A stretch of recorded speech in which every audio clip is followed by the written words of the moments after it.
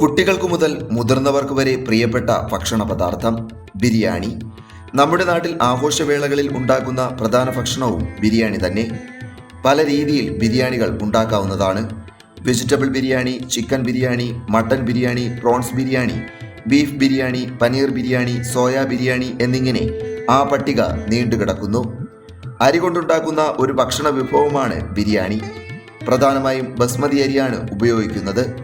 അരി, സുഗന്ധവ്യഞ്ജനങ്ങൾ, ഇറച്ചി, പച്ചക്കറികൾ, തൈര് എന്നിവയുടെ ഒരു മിശ്രിതമാണ് ബിരിയാണി എന്ന് പറയാം.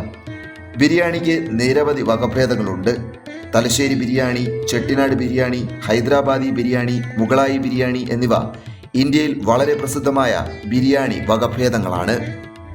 AD 2-ാം നൂറ്റാണ്ടിൽ തമിഴ്നാടിൻ്റെ ചില ഭാഗങ്ങളിൽ ബിരിയാണിക്ക് സമാനമായ ഊണുസോറ് എന്ന വിഭവം ഉണ്ടാക്കിയിരുന്നതായി ചരിത്രരേഖകളിൽ നിന്ന് മനസ്സിലാക്കാൻ സാധിക്കും.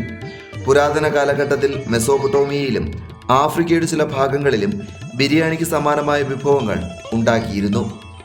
ഇന്ത്യ നിരവധി അധിനിവേശങ്ങൾക്ക് സാക്ഷ്യം വഹിച്ചിട്ടുണ്ട്. ഇത്തരം അധിനിവേശങ്ങളിലൂടെ വ്യത്യസ്ത സംസ്കാരങ്ങളും പാചക രീതികളുമൊക്കെ ഇന്ത്യയിലേക്ക് എത്തി. മധ്യേഷ്യയിൽ നിന്നും ഇന്ത്യയിലേക്ക് എത്തിയ മുഗളന്മാരാണ് ഇന്ത്യയിൽ ബിരിയാണി കൊണ്ടുവന്നതെന്നാണ് ചിലർ വാദിക്കുന്നത്. ചില ചരിത്രകാരന്മാർ ലക്നൗ ചക്രവർത്തിമാരാണ് ബിരിയാണി ഇന്ത്യയിൽ എത്തിച്ചതെന്ന് വാദിക്കുന്നു. എന്നാൽ തിമൂറിന്റെ കടന്നുകയറ്റ സമയത്താണ് ബിരിയാണി ഇന്ത്യയിൽ എത്തിയതെന്നാണ് മറ്റൊരു വാദം. പേർഷ്യയിൽ ഉത്ഭവിച്ച ബിരിയാണി മുഗളന്മാർ ഇന്ത്യയിൽ എത്തിച്ചു എന്ന വാദമാണ് പൊതുവെ അംഗീകരിക്കപ്പെട്ടിട്ടുള്ളത്.